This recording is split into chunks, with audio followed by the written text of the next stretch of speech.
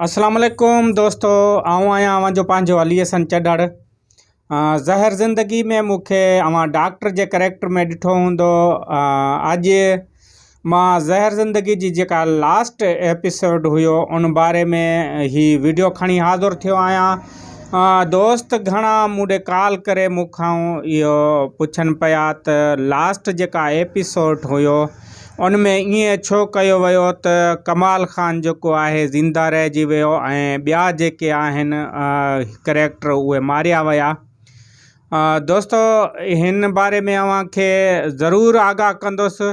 उन खां पहिरियां मुंहिंजो ही चैनल जेको आहे अव्हां सब्सक्राइब कयो ऐं दोस्तनि ताईं ही वीडियो शेयर कयो, जीअं उन्हनि खे बि मालूम पवे त ही आख़िरी जेको एपिसोड हुई, आख़िरी एपिसोड हुन में ईअं छो कयो वियो। दोस्तो हिन जेको ड्रामो आहे हुन जो राइटर जेको आहे सिंध जो नाले वारो राइटर आहे साईं नूर ज़हूर साहब। ऐं साईं नूर ज़हूर साहब जी अव्हांखे पाण खे ख़बर आहे त हुन जी कहाणी तमामु बहितरीनु कहाणी हूंदी आहे। ज़हर ज़िंदगी ड्रामो बि तमामु बहितरीनु ड्रामो हुयो। ऐं लास्ट एपिसोड ते माण्हुनि जेके कमेंट कनि पिया उहे उन्हनि खे मां इहो ॿुधाईंदो हलां त लास्ट जेको एपिसोड हुयो उन ते जेको कमाल ख़ान बची वियो उन जो कारण ही हुयो त अव्हां ॾिठो हूंदो सिंध जा हालात जेके आहिनि। दोस्तो हिन चैनल खे सब्सक्राइब कयो ऐं कमेंट कयो हिन ते बहितरीनु, जीअं अव्हांखे पूरी मालूमात मिली सघे। ऐं मां दोस्तनि खे गुज़ारिश कंदुसि त इन चैनल ते मूं फिल्म जेका आहे इश्क गुनाह मुंहिंजी फिल्म आहे, उनजो राइटर मां आहियां ऐं उनजो डायरेक्टर लाला फयाज़ आहे, जेको अव्हां ज़हर ज़िंदगी में बकरार जे करेक्टर में ॾिठो हो। उहो हिन फिल्म जो राइटर आहे ऐं ॿिया जेके ज़हर ज़िंदगी जा एक्टर आहिनि उन्हनि बि हिन फिल्म में कमु कयो आहे। उनखां अलावा तमामु ई बहितरीनु कहाणी आहे। हिन फिल्म जी जेका कहाणी आहे उहा एजुकेशन ते कहाणी आहे ऐं वॾेरा जेके आहिनि स्कूल बंदि कराइनि था, अहिड़े क़िस्म जी कहाणी आहे। तमामु बहितरीनु कहाणी आहे। हाणे हलंदासीं ज़हर ज़िंदगी ड्रामे ॾांहुं। त ज़हर ज़िंदगी जे जेका लास्ट एपिसोड हुयो उनखे उन करे वॾेरे खे जेको आहे ज़ालिम खे छॾे ॾिनो वियो ऐं जेके मज़लूम आहिनि जिन्हनि सां हुन ज़ुल्म कयो वरी हुननि खे माराए थो। ऐं 400 किस्तनि ताईं दोस्त चवनि पिया ही छो न वियो। 400 किस्तनि ताईं ड्रामो जेको लिखियलु हुयो नूर ज़हूर साहब जेको लिखियो हुयो ऐं जिते वाइंड अप थियणो हुयो ज़ाहिर आहे वाइंड अप उते थींदो। 400 किस्तनि ताईं कहिड़े नमूने जॾहिं रिकॉर्डिंग हुनजी एतिरी थियल हुई का जल्दी कोन कई वई।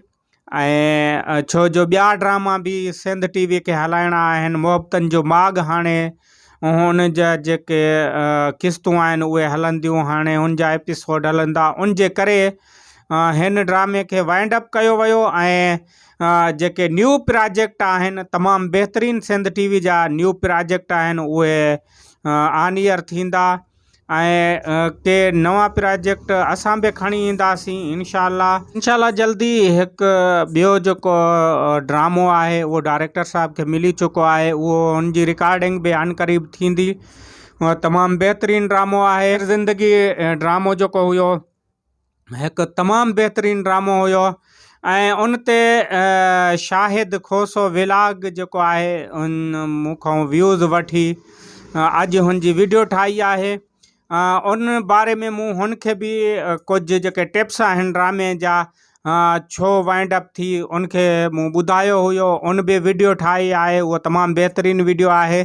पर मां हिन बारे में ॻाल्हि कंदुसि त जेको ही ड्रामे जो वाइंड अप कयो वियो इहो का जल्दी कोन हुई।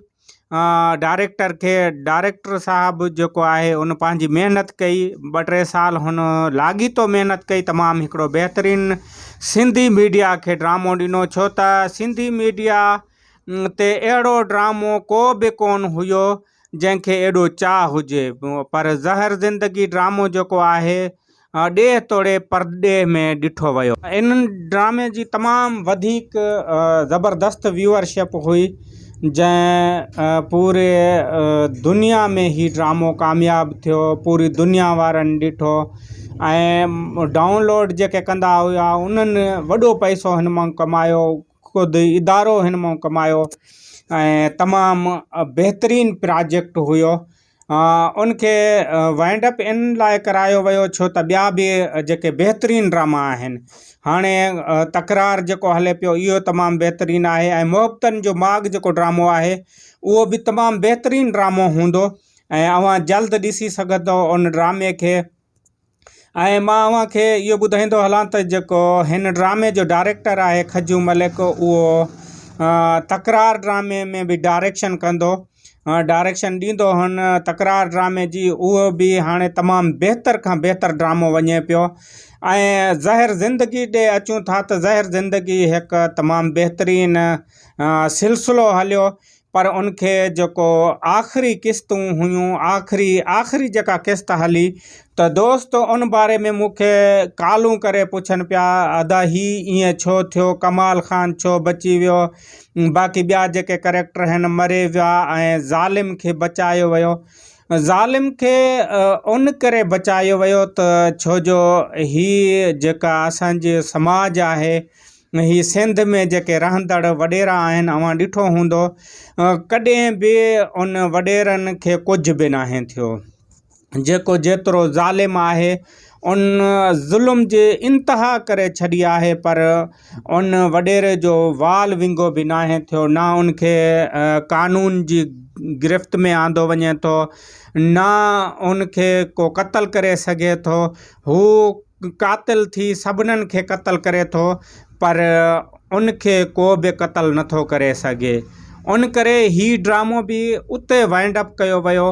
उन करे कमाल ख़ान खे ज़िंदा छॾियो वियो, छो त कमाल ख़ान हिकु ज़ालिम कैरेक्टर हुयो ऐं अहमद अली साहब हिकु बहितरीनु इंसानु आहिनि। जेतिरा हिन ड्रामे में ज़ालिम कैरेक्टर हुननि कयो आहे, ज़ालिम थिया आहिनि, उनखां वधीक ही जेको बहितरीनु इंसानु आहे, मोहब्बती माण्हू आहे। जॾहिं बि सेट ते हुन सां कचहरी थींदी हुई, तमामु बहितरीनु कचहरी थींदी हुई ऐं मुंहिंजे हिन यूट्यूब जे लाइ हुन कई जेके वीडियोज़ हिन ठाहियूं हुयूं उहे अव्हां ॾिसी सघो था। मुंहिंजे हिन चैनल ते वञी तमामु बहितरीनु वीडियो हुन ॾिनियूं हुयूं। त उन करे हिन कमाल ख़ान खे जेको आहे ज़िंदा छॾियो वियो ऐं इंशाअल्लाह जेका बि वीडियो हूंदी उन में अव्हांखे अञा वधीक आगाही ॾिनी वेंदी। सभिनी दोस्तनि खे मां गुज़ारिश कंदुसि त मुंहिंजे हिन चैनल खे वधि खां वधि जेको सब्सक्राइब कयो, हिन ते सुठा कमेंट कयो, लाइक कयो। अव्हांजे सपोर्ट जी ज़रूरत आहे। इंशाअल्लाह मां तमामु जल्द पंहिंजी डायरेक्शन में हिकु तमामु बहितरीनु फिल्म खणी ईंदुसि जेका अव्हां सजणनि खे वणंदी। जीअं मूं इश्क गुनाह जी कहाणी लिखी आहे, इश्क गुनाह हिकु तमामु बहितरीनु फिल्म आहे, अव्हां उहा बि ॾिसी सघो था। ऐं तमामु जल्द हिकु नए प्रोजेक्ट सां हाज़ुर थींदासीं। अव्हां पंहिंजे अली हसन चढ़ड़ खे ॾींदा इजाज़त। अल्लाह हाफ़िज़। जेॾां पेर तेॾां ख़ैर। महिरबानियूं दोस्तनि जूं।